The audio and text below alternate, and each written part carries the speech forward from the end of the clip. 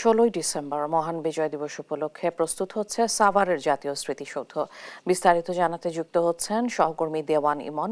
ইমন, কি কি প্রস্তুতি নেওয়া হয়েছে এবং নিরাপত্তা ব্যবস্থা কেমন দেখছেন?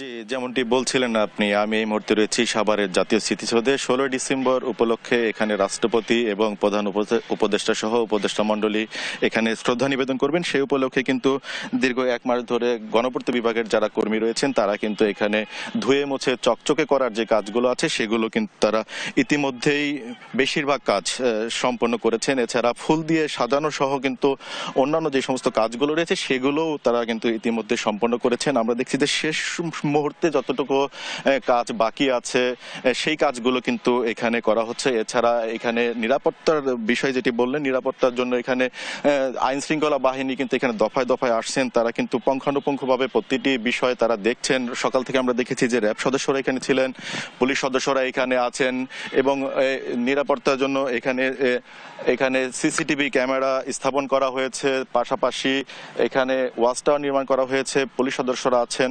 এখানে তারা দেখছেন যে কোনোভাবেই যেন যারা রাষ্ট্রের যারা ঊর্ধ্বতন কর্মকর্তারা এখানে আসবেন শ্রদ্ধা নিবেদনের জন্য সেটি যেন কোনোভাবে বিঘ্নিত না হয়, কোনো ধরনের বিশৃঙ্খলা যেন না হয় সেটি কিন্তু তারা এখানে নিশ্চিত করার চেষ্টা করছেন। পাশাপাশি কিন্তু এখানে আজকে বেলা 2টা নাগাদ ঢাকা রেঞ্জের যিনি ডিআইজি আছেন তিনি এখানে আসবেন, এসে এটা পরিদর্শন করবেন এবং সাংবাদিকদের সাথে কিন্তু তিনি তার ব্রিফিং দিবেন। আপনার যদি একটু দেখাই যে এই যে 16 ডিসেম্বর উপলক্ষে রাষ্ট্রের যারা গুরুত্বপূর্ণ ব্যক্তি আসবেন তাদেরকে শ্রদ্ধা নিবেদনের জন্য কিন্তু ইতিমধ্যেই ধুয়ে মুছে চকচকে করা সম্পন্ন হয়ে গেছে। পাশাপাশি কিন্তু দেখতে পাচ্ছেন যে নানা বাহারি ফুলে কিন্তু সাজিয়ে তোলা হয়েছে পুরো স্মৃতিসৌধ চত্বর। এছাড়া গত 10 ডিসেম্বর থেকে কিন্তু জনসাধারণের প্রবেশ এখানে পুরোপুরি নিষেধাজ্ঞা আরোপ করা হয়েছে। গণপূর্ত বিভাগের সাথে আমাদের কথা হয়েছে, গণপূর্ত বিভাগের কর্মকর্তারা যেটি জানিয়েছেন যে 108 একরের উপর নির্মিত এই স্মৃতিসৌধ